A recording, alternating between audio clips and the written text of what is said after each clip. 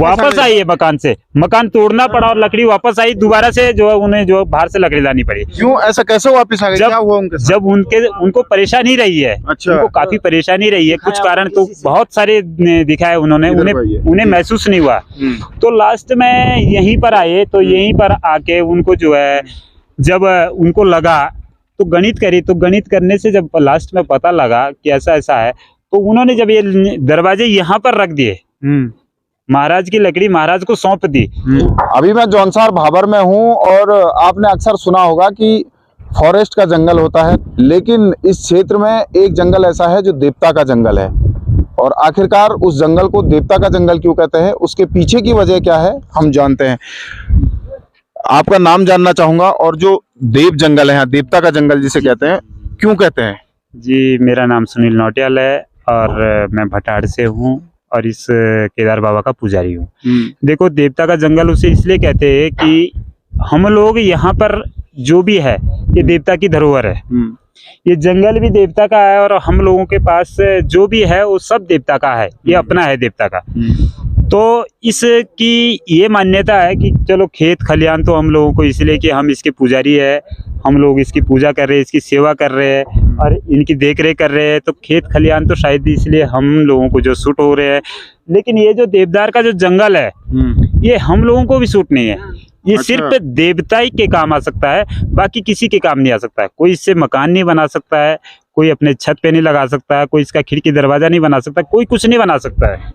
तो क्या करते हैं इस लकड़ी से, जो जंगल है इससे क्या करते हैं? इस जंगल से कुछ नहीं, बस जब जब जरूरत पड़ती है, महाराज को जरूरत पड़ती है, जैसे अभी मंदिर बन रहा है, महाराज का भव्य मंदिर बन रहा है, तो इसके लिए लाई, बाकी हमें कोई जरूरत नहीं है इसकी। तो मंदिर के लिए जो भी हमने लकड़ी लाई है तो वहीं से लाई है, हमें बाहर से लाने की कोई जरूरत नहीं पड़ी है। बाकी अगल बगल के देवताओं को भी यदि जरूरत पड़ती है तो भी हमारे देवता से इसकी गुजारिश करके वो भी ले जा सकते हैं। वैसे हम देवताओं के लिए करते, बाकी कोई नहीं करता, क्योंकि दरअसल ये बहुत पहले की बात है। करीबन 80-85 साल पहले यहाँ पर हम लोगों के पूर्वजों ने कुछ जंगल की नाप लाइन के लिए, कोई एक ठेकेदार आया था, उसने एक वो बनाई थी नाप लाइन के लिए, कुछ दिए थे, 30-40 पेड़ दिए थे उस समय, बहुत पहले दिए थे।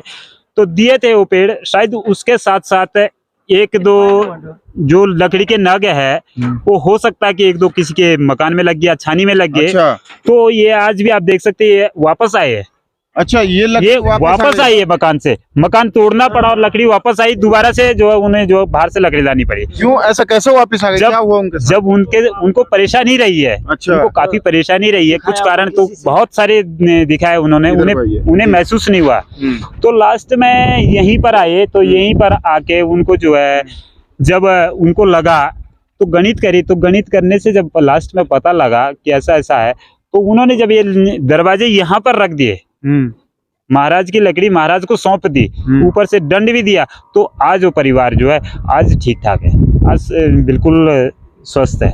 मतलब जो इस लकड़ी को यूज कर देगा, घर पे लगा दे, वो खुश नहीं रहता है। वो खुश नहीं रह सकता है, वो परेशानी में रहेगा।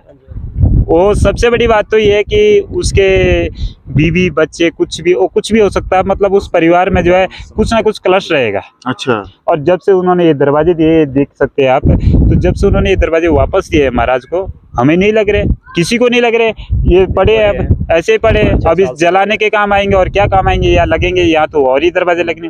लेकिन अब हम भी कुछ नहीं कर सकते। हम लोगों ने भी विनती की थी कि चलो इनके बने हुए हैं, लेकिन नहीं हो पाएगा। तो ये जंगल फॉरेस्ट का अधीन है कि किसका अधीन है? ये अपने अधीन है महाराज, अपने अधीन है महाराज के। फॉरेस्ट का कोई वो नहीं है, फॉरेस्ट का कोई वो नहीं है इसमें। हालांकि देख रेख कर सकते हैं, वो एक अलग बात है, वो तो हमारे खुद के पेड़ पे भी देख रेख फॉरेस्ट की रहती है, लेकिन ऐसा नहीं कि कोई धरोहर अपनी है महाराज की। अच्छा। ये आज भी नारायण सिंह के नाम से इसकी खतौनी निकलती है। अच्छा। हमारा जो भी पूर्वज रहा होगा, जो भी पहले रहा होगा, नारायण सिंह के नाम से आज भी खतौनी निकलती है मंदिर समिति की। जैसे अब मंदिर के लिए लकड़ी चाहिए आपको। जी। आपको वहाँ पे देव वन में जाना है, तो कैसे जाते हैं आप लोग? कौन कहता है कि इसको काटना चाहिए, ये काट? देखो, हमें जब महाराज के लिए लकड़ी लगती है तो सबसे पहले तो हम यहाँ पे मंदिर में आकर के जो है यहाँ पे हम गणित करते हैं। अच्छा। और फिर उसके बाद हम एक महाराज की कढ़ाई बनती है, फिर हम महाराज की भेंट डाल के और महाराज की कढ़ाई बनाते हैं, उसको हम प्रसाद के तौर पे जो है बनाते हैं। फिर जाके जो हम जो है मंदिर में औजार लगा सकते हैं, नहीं तो हम औजार नहीं लगा सकते। कोई भी आदमी मंदिर में मतलब लकड़ी में औजार नहीं लगाएगा, अच्छा, बिना महाराज के परमिशन के औजार नहीं लगाएगा। महाराज कैसे परमिशन देते हैं, कैसे देखो गणित करके देते हैं, वो गणित करते हैं। ऐसे कैसे परमिशन देंगे, वैसे देवता की डोली भी है। हाँ। पर फिर भी हम जो है ज्यादा भरोसा गणित पे करते हैं, तो हम गणित करके फिर महाराज का प्रसाद के बाद ही हम जो है जंगल में जा सकते हैं। और ऐसे ही यदि किसी ने औजार लगा दिया है तो देखा सुना है हम लोगों ने बुजुर्गों से कि कोई एक दो आए थे अगल बगल के गांव के, जो भी रहा होगा, चोरी छिपे आए थे, चोरी करने आए थे। और उन्होंने कहा था कि कौन है कि ये बोल रहा है कि औजार नहीं लगाना। उन्होंने औजार लगाया था तो वो बंशी मिट गया। आज वो बंशी मिट गया। अच्छा, वो बंशी मिट गया, इसलिए जो है कोई अगल बगल के गांव का भी 24 गांव का जो हमारी पट्टी है बौंदर पट्टी, तो 24 गांव का तो कोई लगाएगा नहीं। अच्छा, तो जैसे 24 गांव का ये हाँ, जंगल है, नहीं 24 गांव की हमारी पट्टी है। पट्टी का कोई आदमी नहीं लगाएगा? नहीं, कोई नहीं लगाएगा। बाहर का भी नहीं लगाएगा। वैसे अगर पट्टी वालों को पता है। अच्छा, दूसरा मैं कह रहा था, जैसे महाराज जी जब गणित होती है, महाराज जी बताते हैं, तो उस टाइम देव डोली या किसी पे महाराज जी अवतरित होते होंगे। देखो वो हमारे जी है। देव डोली भी है। हाँ। लेकिन हम देव डोली से ज्यादा गणित पे करते, क्योंकि जो गणित है वो महाराज की एक अपनी गणित है।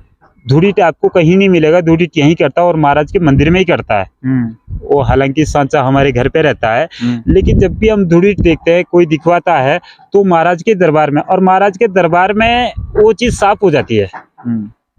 तो गणित को हम ज्यादा महत्व देते हैं। धूड़ी उसको हम कहते हैं, तो उसको हम ज्यादा महत्व देते हैं।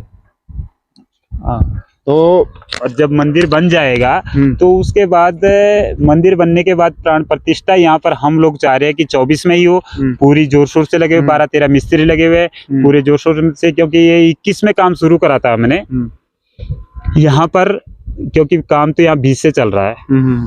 अच्छा, मैं एक सवाल मेरा और था। जैसे आपने महाराज जी ने गणित की, आपने मंदिर बनाने के लिए लकड़ी लेनी है अपने देवता के वन से, देवता के जंगल से।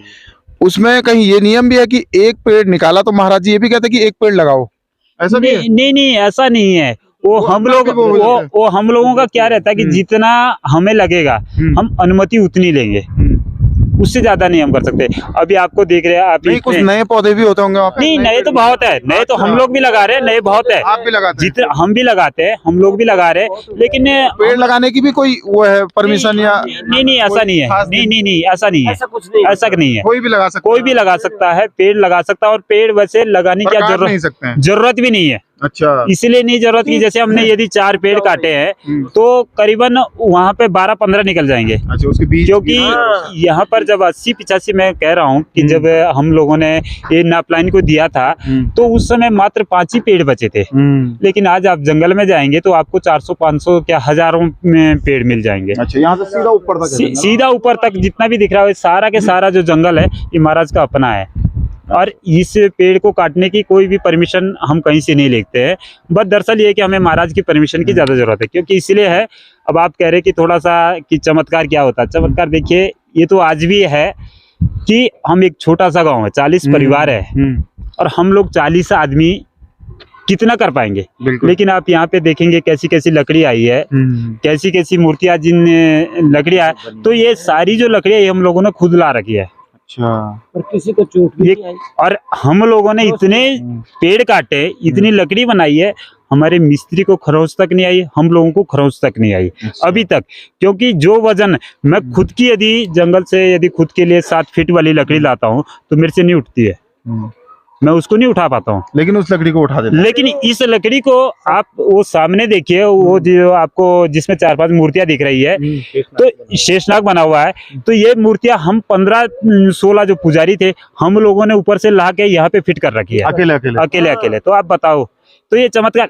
अभी आप मेरे को बोलेंगे शायद मेरे से ये पत्थर भी नहीं उठेगा, लकड़ी भी नहीं उठेगा, लेकिन नहा धो के हम आज भी यदि जाते हैं मंदिर में, नए वस्त्र पहन के नहा धो के यदि हम जाते हैं, तो उस दिन जितना वजन हम उठाना चाहते हैं उससे दुगुना उठता है, क्योंकि महाराज की शक्ति यही तो है। दूसरी बात, हम लोग अभी 3-4 साल से हमारे यहाँ पर मिस्त्री काम कर रहे हैं, तो ये तो बेचारे ये भी वर्जित है। मीट मच्छी दारू तो ये भी वर्जित है। ये यहाँ की एक विशेषता है कि यहाँ जो भी काम करेगा वो मीट मच्छी खा के नहीं आएगा। ये भी बेचारे वर्जित है, जब घर जाते हैं तो तब खाते होंगे, एक अलग बात है, लेकिन यहाँ पर 3-4 साल से ये भी नहीं खा रहे हैं, तो इसलिए इनको ये कला मिली है। ये विशेष बात है। तो ये भटवाड़ गांव है, भटाड़ गांव है। और इसके जो पीछे आप देख रहे होंगे, ये पूरा जो ये केदार बाबा का मंदिर है, इसके पीछे ये देवदार का जो ये जंगल है, ये देव जंगल है, यानी कि देवताओं का जंगल है। और आज भी ये लोग इस जंगल को सुरक्षित करके रखते हैं। और इन लोगों का कहना है कि इस जंगल में कोई भी आम आदमी लकड़ी नहीं ला सकता है, और जो भी लकड़ी आती है वो महाराज की परमिशन से आती है। सामने आप इस लकड़ी को देख रहे होंगे। कहते हैं कि कुछ टाइम समय पहले एक परिवार था, उस परिवार ने बिना परमिशन, बाबा के जो महाराज है उनके बिना परमिशन के, या यूं कह सकते हैं कि बिन पूछे यहाँ से लकड़ी यूज की थी और अपने घर पर लगा दिया था। ये घर पर ही लकड़ी लगी थी। और जब उस परिवार में अशांति हुई और तो वो लोग इस लकड़ी को लेकर यहाँ आए। जब उन्होंने पूछताछी की कि दिक्कत क्यों हो रही है, तो बताया गया कि ये लकड़ी को यहाँ वापस करना है। तो ये लोग इस लकड़ी को लेकर यहाँ मंदिर प्रांगण में आए और आज भी ये लकड़ी यहीं पर है। तो कहते हैं कि जो भी लोग यहाँ जो भी गांव इसके आसपास है, ये इस लकड़ी को अपने घर पर नहीं लगा सकते हैं। हालांकि ये भी माना जाता है कि पुराने टाइम पर जो इस तरीके के जंगल थे, एक तरफ इसका जो महत्व है वो इसलिए भी माना जाता है कि जंगल को कैसे बचाया जाए। तो आज भी उत्तराखंड के कई वन ऐसे हैं जो देव वन के नाम से जाने जाते हैं, ताकि पेड़ों की जो कटाई है उसको कम किया जा सके।